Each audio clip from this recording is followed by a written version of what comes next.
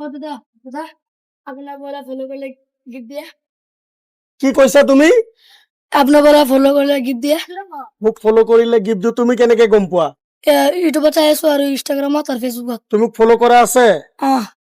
কৰা আছে সঁচা কথা কৈছা সঁচা কথা কৈছো তোমাক এতিয়া খোৱা চ্যালেঞ্জ লাগিব নে গিফট লাগিব গিফট লাগে গিফট লাগে 1 মিনিট ৰখা